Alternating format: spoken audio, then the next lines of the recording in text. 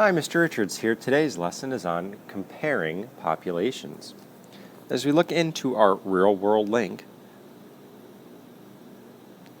Mr. Singh surveyed the students in his first period gym class to find how many times they exercised this month.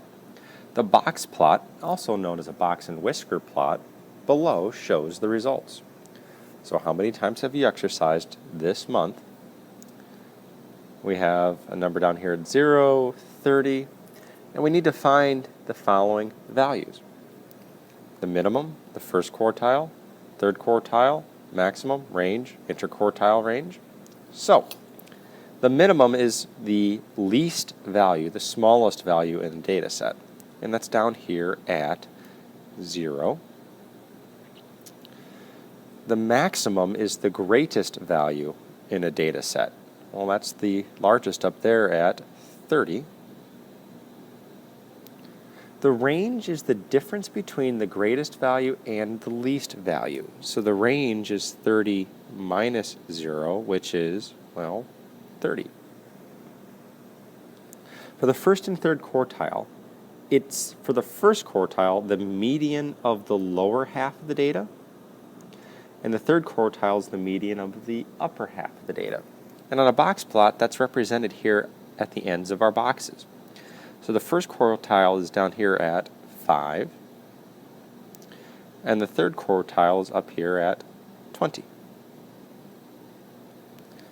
For interquartile range, it's the distance between the first and third quartiles. So it's 20 minus 5, which is 15.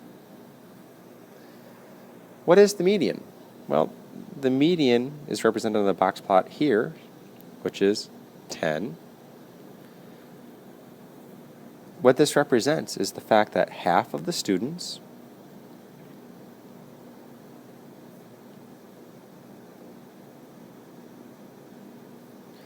exercised fewer than 10 times during the month. And on the flip side, and half of the students exercised more than 10 times.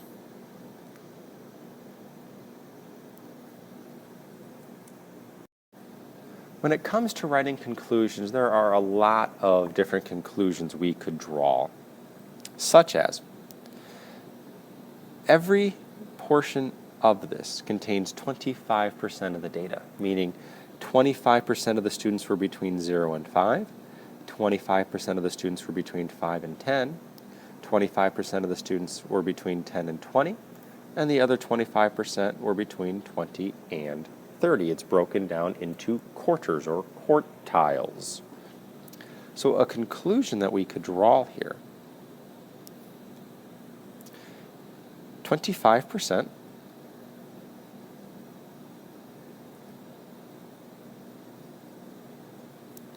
of the students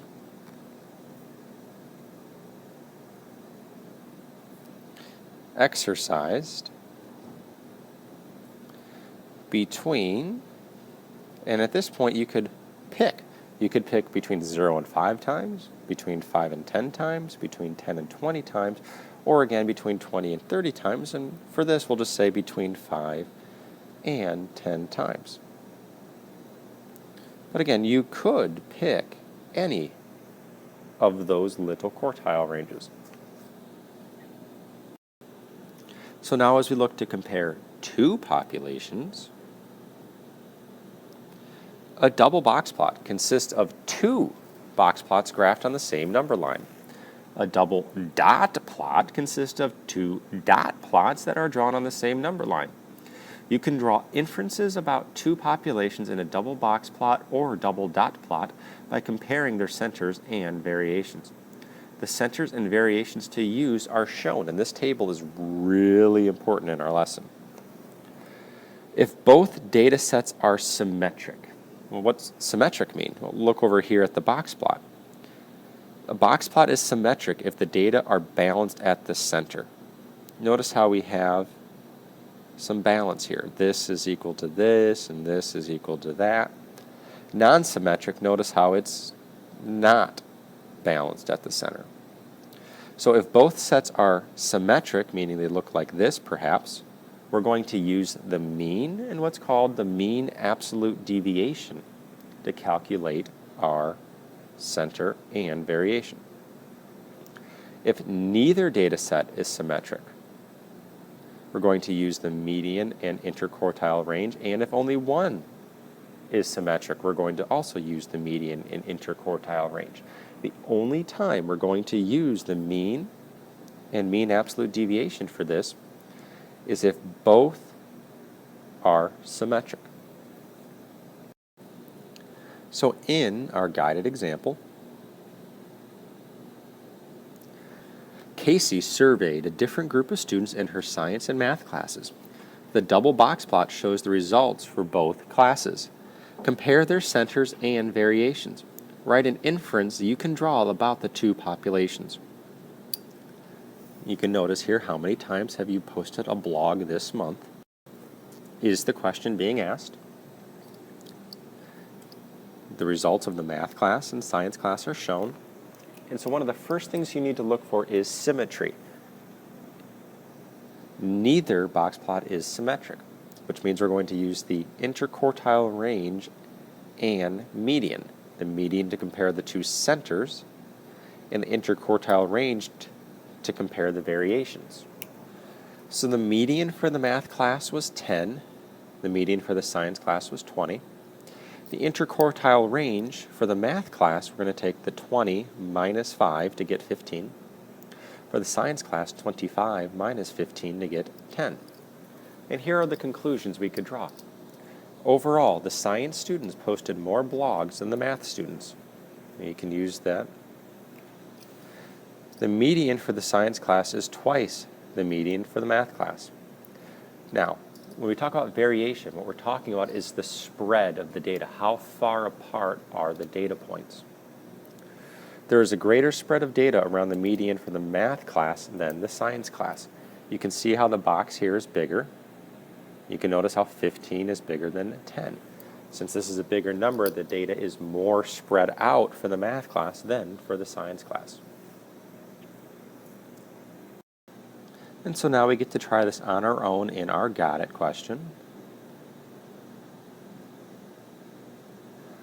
The double dot plot shows the cost of MP3 players at two different stores. Compare the centers and variations of the two populations. Write an inference you can draw about the two populations. Well, one of the first things we need to ask is this plot symmetric? Well, this side is shorter than this side, so it's not symmetric for electronics world. For bargain basement, this does look bigger than this, and this is definitely smaller than that. So, again, that's not symmetric. And again, if neither set is symmetric, we're going to use the median and the interquartile range, which I'll abbreviate as IQR, to compare the centers and variations. Well, let's look then. Let's make a table like we did in the previous example. We have median and interquartile range, one for electronics world, one for bargain basement.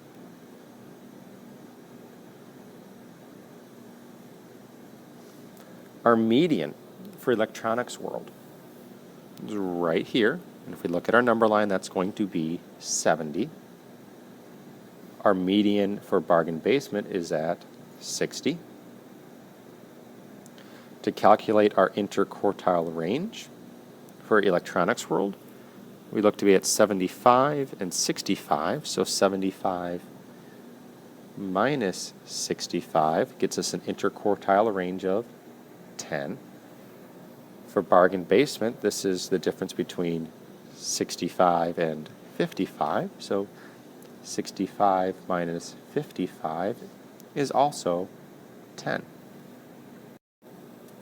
For our first statement, let's write something about the median prices as we write inferences. we can start off by saying the median price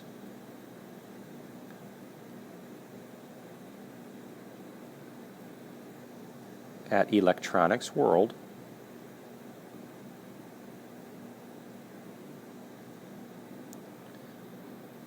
is $10 more, since 70 minus 60 is 10, than at Bargain Basement.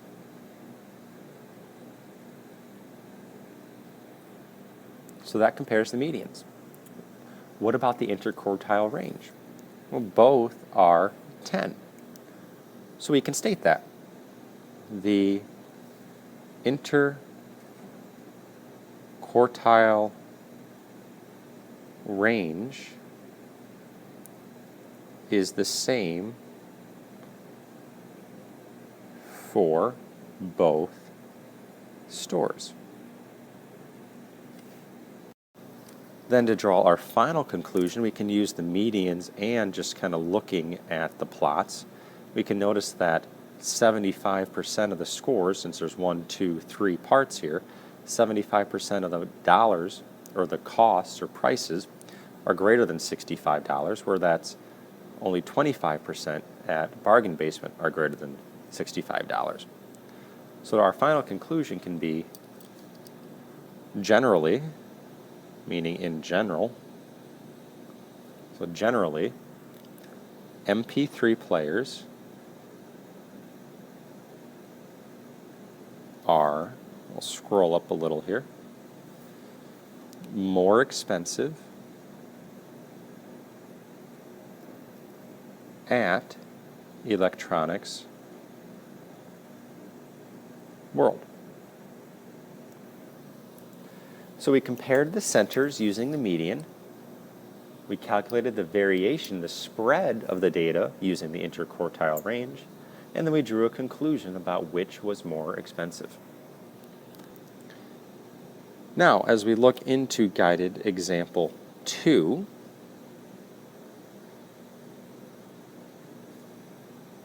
the double dot plot below shows the daily high temperatures for 2 cities for 13 days.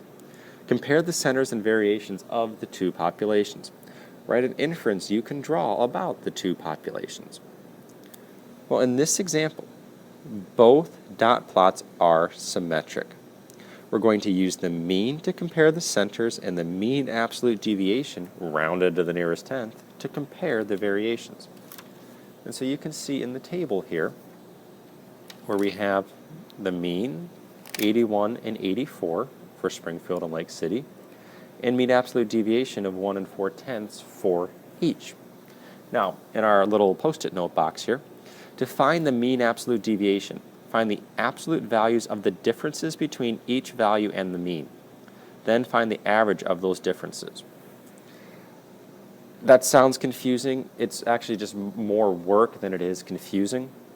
If you look, for example, at Springfield, our data values were 78, 79, 80, 81 3 times, then 82 twice, 83 twice, and then 84 once. When you go to calculate mean absolute deviation, what you're going to do is find the difference between the mean you calculated and those data values. You want to find out how far each point is away from the mean. So you would take and subtract the 81 from all of these points, since 81 was our mean.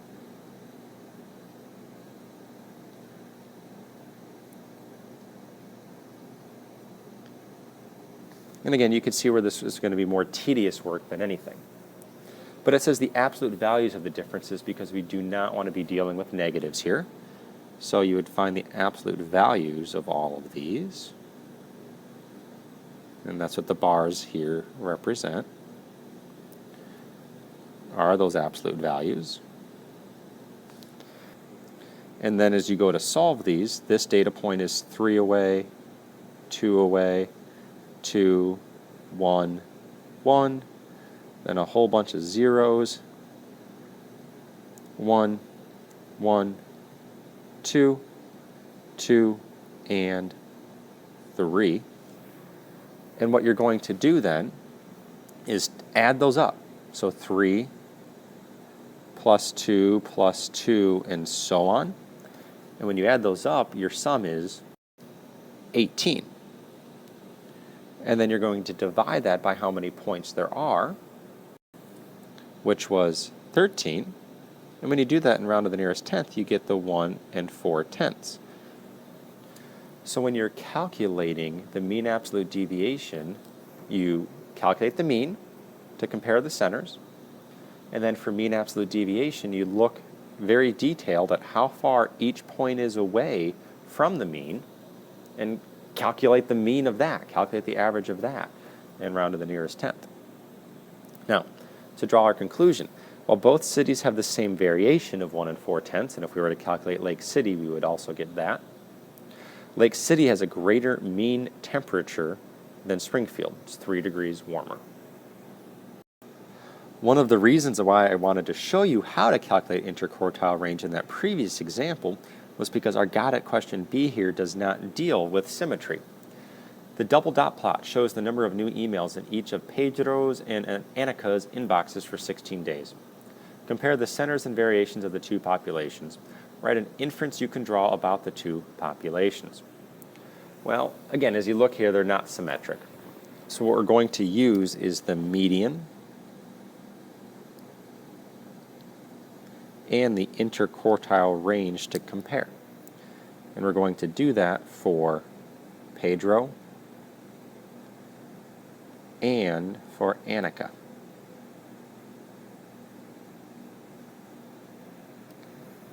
Now, one way to calculate the median is to count how many points you have. 1, 2, 3, 4, 5, 6, 7, 8, 9, 10, 11, 12, 13, 14, 15, 16.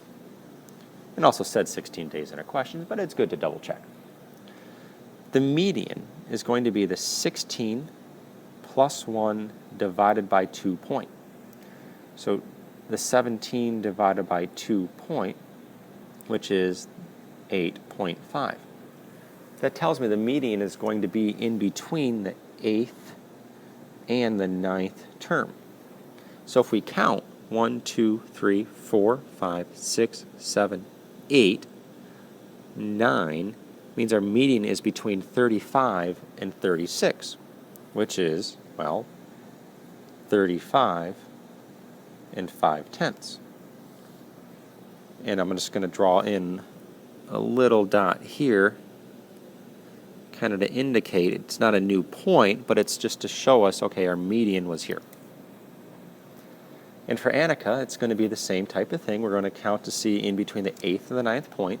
1, 2, 3, 4, 5, 6, 7, 8, 9. So in between the 8th and the 9th point is right here. And for her, that's just going to be 32. Now, why it's important to break our data in half is when we go to look for interquartile ranges, we need to calculate those medians for the lower and upper half. And so our lower half is here for Pedro. And so there are 1, 2, 3, 4, 5, 6, 7, 8 points there. And if you take just a simple 8 plus 1 and divide by 2, that's 4.5, which tells you it's in between the 4th and the 5th terms.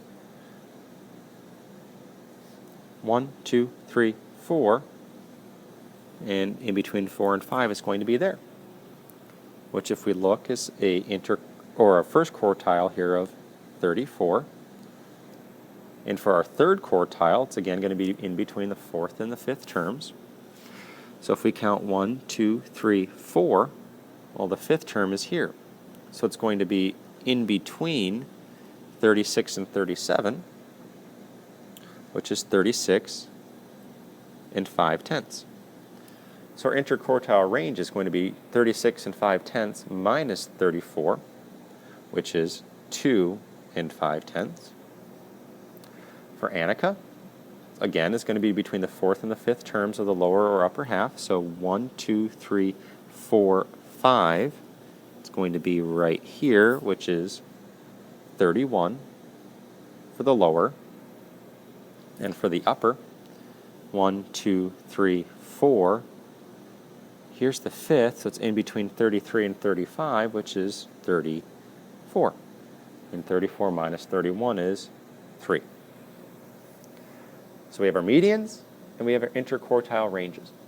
One other strategy, if you struggle to count on the dot plot, is to list these numbers out. Just take your numbers and go, all right, for Annika, I had 30, 30, 30, and list those numbers out if you're struggling to visualize how this is all breaking down on the dot plot. Now, for our conclusion, we can say there is a greater spread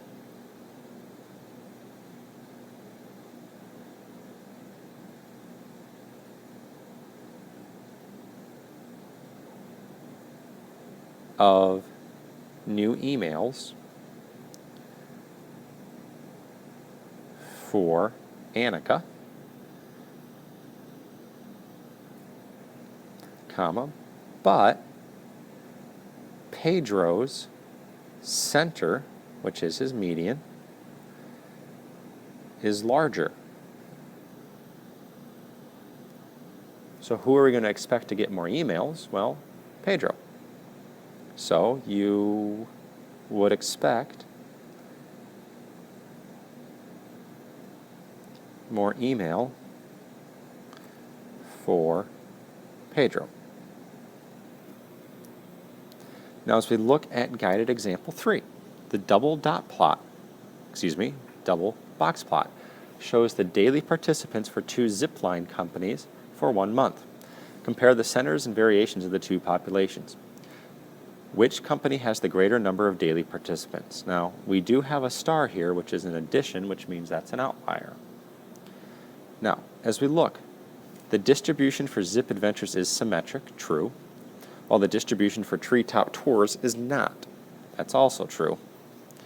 Use the median and interquartile range to compare the populations. Again, if it's going to be one is symmetric or neither is symmetric, we use the interquartile range and median. Only if both are symmetric do we use mean and interquartile range. So you can see the median for Treetop Tours is 70, Zip is 50. Interquartile range for Treetop is 30, while Zip is 20. And their conclusion, overall, Treetop Tours has a greater number of daily participants. However, Treetop Tours also has a greater variation, so it is more difficult to predict how many participants they may have each day. So they have more, but you can see their range is also larger, and so from day to day it's more difficult to predict. Zip Adventures does have greater consistency in their distribution. And as we look now at guided example 4, the double dot plot shows, whoa, that was weird. Well, we'll just continue on. Wow, what is going on here? Technical difficulties, love them. The double dot plot shows Jada and Angel's number of hours worked in a week at their part-time jobs. Compare the centers and variations of the 2 populations. Who typically works the greater number of hours in a week? Well, Jada is nice and symmetric. You can see 1, 2, 4, 2, 1, nice and symmetric, whereas Angel's is not. Use the median interquartile range here, and you can see the medians are the same at 8, and the interquartile ranges are both the same at 2. So the median interquartile range is the same. However, the interquartile range for Angel's number of hours worked is the difference of 10 and 8, while the interquartile range for Jada's is 9 and 7. So it's the same range, but 10 minus 8 versus 9 minus 7. We're going to go with the 10 minus 8 being greater, being larger. So Angel typically works more hours per week. And now for our last got it question. The double dot plot shows Kareem and Martine's race times for a 3-mile race. Compare the centers and variations of the 2 populations. Which runner is more likely to run a faster race? And so we can see where Kareem's here is nice and symmetric, 2, 3, 4, 3, 2, whereas Martin's is kind of all over the place, so it's not symmetric. And so what we're going to use to calculate this now is the median and the interquartile range one more time. So we'll go median, IQR, and we are doing this for both Kareem and Martin. Now, I mentioned earlier in the video a strategy to pull out the numbers, and that might be best here, just to show you. Kareem, 16, 16, 17, 17, 17. We've got the 4 18s. We've got the 3 19s and the 2 20s.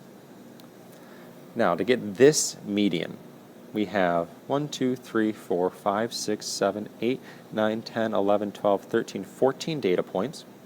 So if we take 14 plus 1 and divide by 2, we get 7.5, which means it's going to be between the 7th and 8th terms.